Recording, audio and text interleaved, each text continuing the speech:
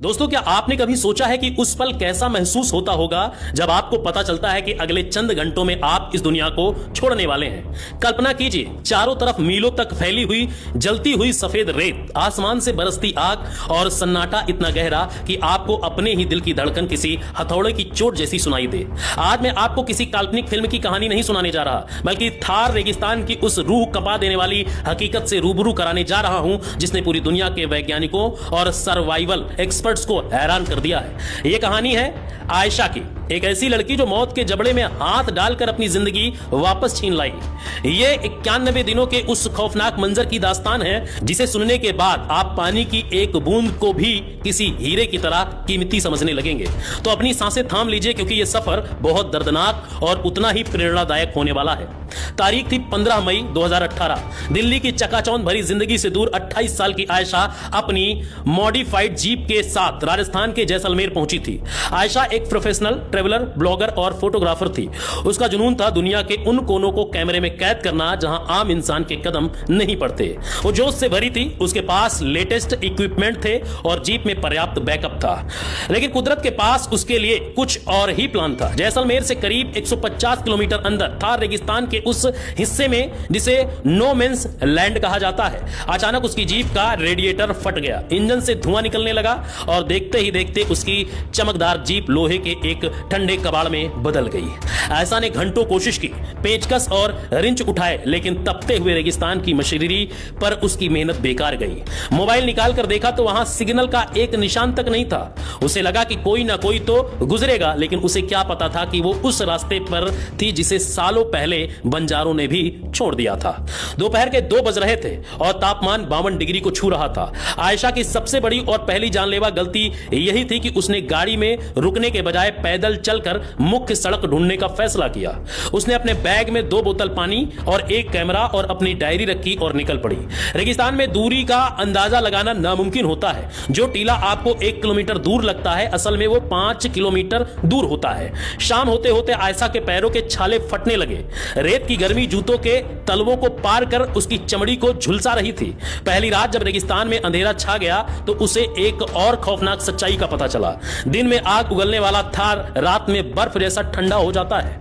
बिना किसी चादर या कंबल के आयशा रेत में गड्ढा खोदकर उसमें दुबक गई ताकि शरीर की गर्मी बची रहे। वो पूरी रात कांपती रही और जंगली सियार यानी जयकाल्स की आवाजों ने उसकी नींद उड़ा दी। ये तो बस शुरुआत थी। तीसरे दिन की सुबह तक आयशा का पानी खत्म हो चुका था। प्यास क्या होती है ये उसे तब समझ आया जब उसका गला पूरी तरह सूख गया था और जीभ तालू से चिपक गई थी। उसे मति भ्रम, हैलुसिनेशन होने लगे थे। उसे दूर पानी के झरने और ठंडी बर्फ की पहाड़ियां दिखने लगी। वो पागलों की तरह उस तरफ भागती, लेकिन वहां सिर्फ रेत की लहरें निकलती। चौथे दिन आयशा एक टीले पर गिर पड़ी। उसकी आंखों के सामने अंधेरा छा गया। उसे लगा कि बस यही उसका अंत है। उसके दिमाग में अपनी मां का चेहरा, दिल्ली की गलियां और दोस्तों के साथ बिताए पल किसी रील की तरह घूमने लगे। लेकिन तभी उसने देखा कि एक छोटी सी छिपकली रेत पर चल रही है। उसने सोचा, अगर ये जीव यहां जिंदा रह सकता है तो मैं क्यों नहीं। उसने अपनी डायरी निकाली और कांपते हाथों से लिखा, दिन 4। मौत मेरे सामने खड़ी है पर मैं आज नहीं मरूंगी, उसने अपनी डायरी में लिखा। अब आयशा एक नाजुक लड़की नहीं बल्कि एक जंगली योद्धा बन चुकी थी। उसने स्कूल में पढ़ी साइंस को याद किया।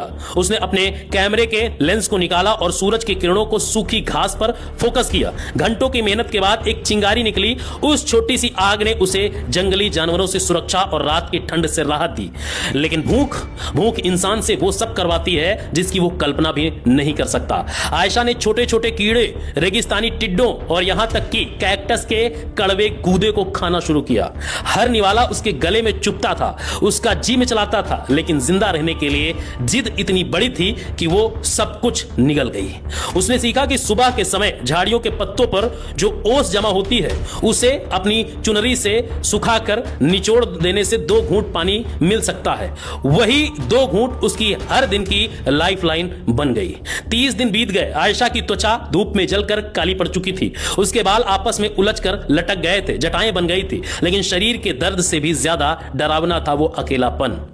जब आप हफ्तों तक किसी इंसान की आवाज नहीं सुनते तो आपका दिमाग खुद से बातें करने लगता है। आयशा पत्थरों से बातें करती, हवाओं को जवाब देती। एक दिन उसने अपनी डायरी में लिखा, आज 45वां दिन, मुझे डर है कि मैं अपनी याददाश्त खो रही हूं। मुझे अपनी मां का नाम याद करने में 10 मिनट लग गए। क्या दुनिया मुझे भूल चुकी है? क्या मैं अब सिर्फ इस रेत का हिस्सा बनकर रह जाऊंगी? और इस बीच उसे एक मिराज यानी मृग तृष्णा ने इतना थकाया कि वो 3 दिनों तक एक ही जगह बेहोश पड़ी रही। उसे लगा कि सामने एक पूरा गांव है। वो चिल्लाई, रोई, दौड़ी, पर वहां कुछ नहीं था। उस दिन उसकी रूह तक टूट गई थी। 60वें दिन धार में एक भयानक रेतीला बवंडर आया। हवा की रफ्तार 100 किलोमीटर प्रति घंटे से ज्यादा थी। रेत की दीवारें उसे जिंदा दफन करने के लिए आगे बढ़ रही थी। आयशा ने खुद को एक चट्टान की दरार में फंसा लिया था और अपनी आंखों, नाक पर कपड़ा बांध लिया था। वो तूफान 3 दिनों तक चला। जब तूफान थमा तो आयशा रेत के नीचे दबी हुई थी। उसने जैसे तैसे खुद को बाहर निकाला और जो देखा उसे अपनी आंखों पर यकीन नहीं हुआ। उस तूफान ने रेत की परतों को ऐसे बदला था कि नीचे की एक पुरानी चट्टानी गुफा खुल गई थी, जहां पिछली बारिश का थोड़ा सा पानी जमा था। वो पानी सड़ा हुआ और बदबूदार था, लेकिन आयशा के लिए वो दुनिया के सबसे महंगे शैंपेन से भी कीमती था। उसने अपनी चुनरी से पानी छान कर पिया और अपनी बोतलें भर ली।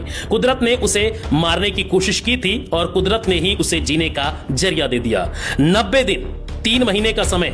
आयशा का वजन 60 किलो से घटकर मात्र 35 किलो रह गया था। वो अब चल नहीं पा रही थी, सिर्फ रेंग रही थी। उसके कपड़े चिथड़े हो चुके थे और 90 दिन बीतने के बाद रात को उसने आसमान की तरफ देखा और कहा, अब मुझ में और जान नहीं बची। अगर कल कोई नहीं मिला तो मैं अपनी मर्जी से आंखें मूंद लूंगी। 91वें दिन की सुबह जब सूरज की पहली किरण उसके चेहरे पर पड़ी तो उसे कुछ सुनाई दिया।